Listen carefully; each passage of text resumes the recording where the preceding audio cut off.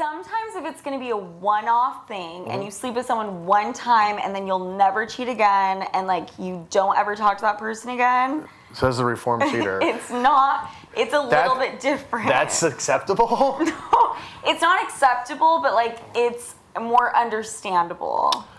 You know? Is it though? I don't know. I kind of think everyone deserves a one-time cheat in their relationship or marriage. Just a one-time. I disagree. You do? 100%. Yes. I mean, I think, okay, if you're dating. Okay, hold on a second. Sure. Pause this for a second. We're going to go back to this so don't lose the spot, Deli. Do you see his reaction?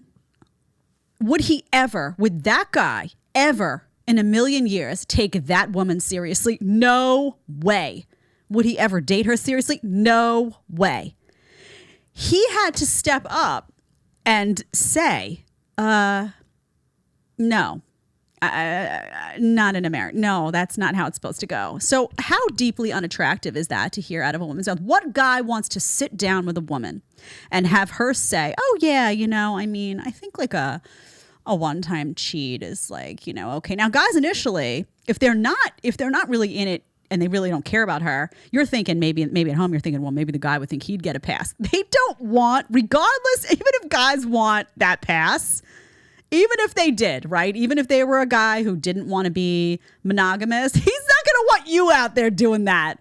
He's still not going to want you out there doing that. Okay. Now, I'm a proponent of monogamy, so you know where I'm coming from with this in terms of mutual monogamy and what that brings to the table in terms of stability in a family and whatnot. But regardless, no guy is going to want to have a woman by his side who he knows feels that she could just go out. And if she just has that one-time cheat, it's like no big deal. That's disgusting. Okay. That's not attractive to come out of a woman's mouth.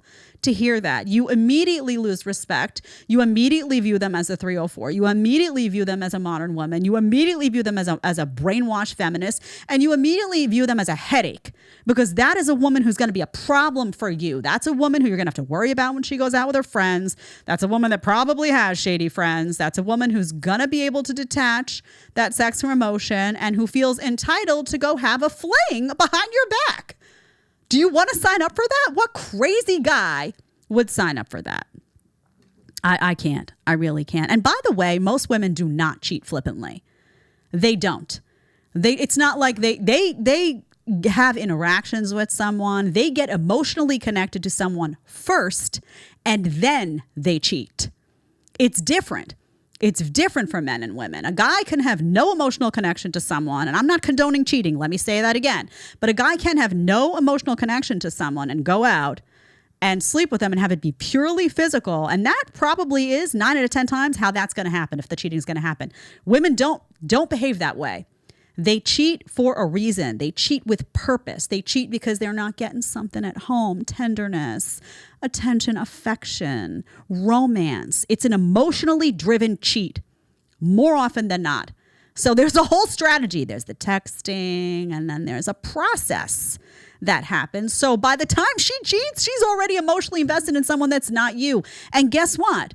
In order to end that and make that break, she's going to have to somehow get unemotionally invested in that guy. And that does not always happen. That doesn't work like that. It's different. Cheating with men and women is different. Even if you're going to be like me and say, I don't condone that behavior, you have to be willing to acknowledge there's a difference in the way men and women cheat and in the way that they process it after the fact and prior to it even happening. So honestly, disgusting to hear a woman talk. I can't believe how these women talk. It's like, can we wash everybody's mouth out with some type of soap? Non-toxic, of course. Okay, so the conversation continues. Jay goes on. Let's go to 2015. This is random. So it's safe to say you're going to cheat again. Not when I have a ring on it. Got it. Engaged? What is engaged? Is engaged? What about engaged? You're just engaged. You're engaged for a year. That's a gray zone. Yeah, I know. But once it's marriage, it's done. Okay, So you're engaged. It's still on the table for you. The one-time cheat. It's called the one-time cheat. There's no emotions. It's like you never hear from that person again. Oh, fair enough. But when you're married, absolutely not. Look at him. Wait, hold on. Do you see this guy? He's just like, he's given up. He's like, fair enough. Next, how do I leave, Jay? You know, I'm a fan. Your face says it all. How do I leave this room? Someone help me. Can somebody lower a rope in and I'll climb out? Okay. That's honestly what's going on. So she cheated before. Don't you love it?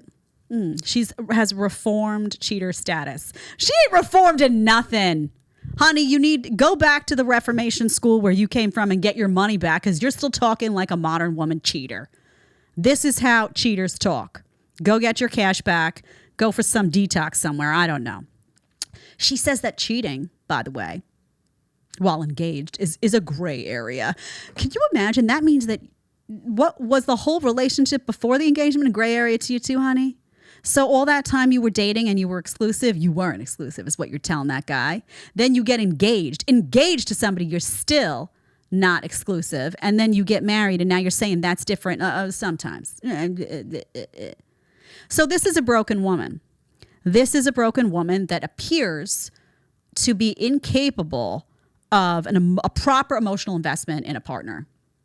And she probably has a ton of damage. This is also why guys, let's say she changed tomorrow. You hear her on this podcast today. Let's say tomorrow she said, oh, you know what? I heard what I said. And I changed my mind. I felt that way before, but now I want to be monogamous. Do you think that guy's going to trust what's coming out of her mouth?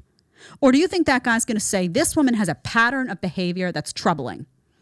She has continuously, repeatedly removed sex from emotion. She's been able to do that. She's hooked up with God knows who, having God knows how much eggplant going inside the body. Nasty. There's a pattern here. And her promiscuity has changed her. And now she's somebody I don't trust. I don't trust that she's not going to cheat. It's too easy for her to cheat. She's been doing it for her whole life. It's too easy. I'm not touching it with a 10-foot pole. And that's why you have women like this, by the way. Lots of stats come out that talk about body count. In fairness, the stats often talk about body count being high on both sides and why it's problematic for marriage and the statistics on that. We can get into that one day if you want. I was going to do it today, but it didn't fit in with everything else. But we can do it separately. But that's why women who have these stats, these body count stats, have problems in their relationships because they have a repeated pattern of behavior that's been destructive and they carry that energy and that pattern into their current relationship, and then you're cheated on. Are you more likely as a man to be cheated on by a woman? Let's present the scenarios, right? You got two women.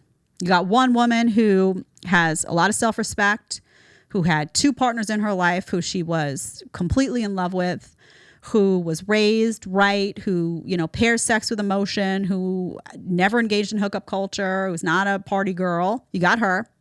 And then you got the other girl that reads like this girl right here and is promiscuous and has a past of, eggplants coming left and right, and has a past of, the body counts being high and cheating. And when you're engaged is a gray area to her. Which girl looks safer to you? Of course the traditional one does. Why can't we just say that? Is it a guarantee? No, nothing in life is a guarantee. If I had to tell you to bet all of your life savings on one of those girls, would I tell you to go for the traditional woman? If you want somebody who's not going to cheat, yes. If you had to put it all in one pot, you're not putting it in the pot of, what's her name again? Franklin? What's her name again? I always forget her name. Sophia. Okay. Let's do the last one in this. And then we need to talk about something sick. Not that this isn't sick. You're like, Jed, I thought this was sick. Yeah, different kind of sick. Okay, 2043. Let's do that one. Oh, fair enough. But when you're married, absolutely not. Got it. Unless you're 10 years into it. Oh, gosh. I mean, you have so many outs here. No. This is what I think. Okay. 10 years in. You guys are bored. Can you open the relationship? Now, after 10 years of marriage, you want to open a relationship. This isn't cheating, though. This is like, let's... A conversation? Mm-hmm. Okay. We're bored. Let's either do a threesome. Okay. Can someone make me a sign that says made for the streets and we can mail it to her? She could wear it around her neck as a beware to men as they approach. Come on. This is not a woman made or built for marriage. This is not a woman made or built for pair bonding. This is not a woman made or built for monogamy. This is disgusting stuff she's saying to him, right? Now she's saying, well, engagement was a gray area. She says, oh, marriage is different. But I mean, unless it's like 10 years in and you're bored.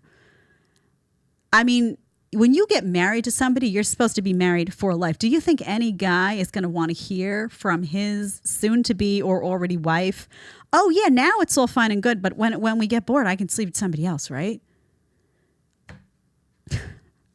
I mean, who are these women think? I mean, who is going to put a ring on this unless she hides it and cloaks it in deceit, which I'm sure she'll have to at some point. Who is going to marry this girl? What type of crazy, unless you're marrying her and you're doing the same, you're looking for some type of degenerate situation, right? You're a degenerate, you're hearing her talk degenerate, and you're like, well, I don't really want to get married, but there's some, PR benefit to being with somebody who has a little bit of fame. I can't imagine what the incentive would be to marry somebody like this. I really can't. Disgusting. If you like the short clip and want to watch the full episode, click here. And if you want to connect with me one-on-one on Connect, you're going to click right here. Let's get to talking.